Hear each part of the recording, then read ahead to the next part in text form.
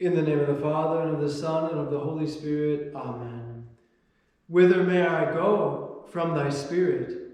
Or whither may I flee from thy face? If I ascend into the heaven, thou art there.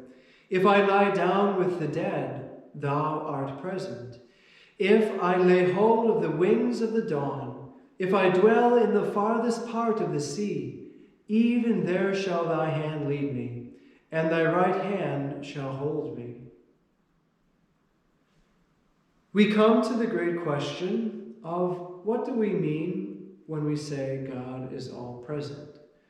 A beautiful psalm to reflect on in these days is that of 138, 139. A beautiful reflection upon God's loving, tender care for his creation, as he never abandons us and is always there and is always present.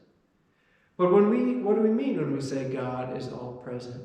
Firstly, he is all present. He is everywhere by his power. Think of it. He is in charge of governing the harmony of the universe, the harmony of the spheres, of our globe, of nature, of all creation. Someone has to be in charge to coordinate, to organize the seasons, the tides, the distance of the planets, gravity, which is a constant, the constant laws of nature, which didn't just happen by chance. But God maintains this and he sustains this by his power. Secondly, he is present by his presence. Nothing is hidden from him.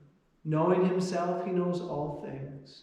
There is no detail, not even, one of the missing hairs up here as I go bald, as I grow older, that is not known to him. God knows all things. He's present to all things. And thirdly, he's present by his essence. Remember, God's essence is nature, is existence itself.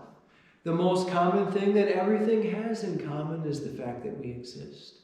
So that everything is in the likeness of God in that sense, by the fact that it exists, because he's existence itself.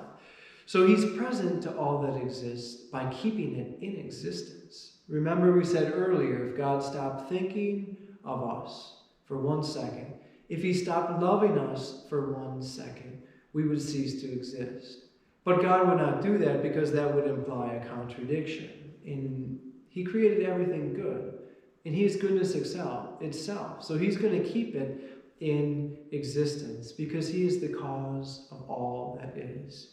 He is goodness, truth, beauty itself, who is all present to us. And it's simply unavoidable. We can't get away from God. There's no place we could hide. Because if there's no God, there's no us. If there's no us, there can still be God. There still always will be God. But nothing comes from nothing. Nothing ever could. Everything comes from something or someone who is the God who blesses you in the name of the Father and the Son and the Holy Spirit. Amen. Let us bless the Lord. Thanks be to God.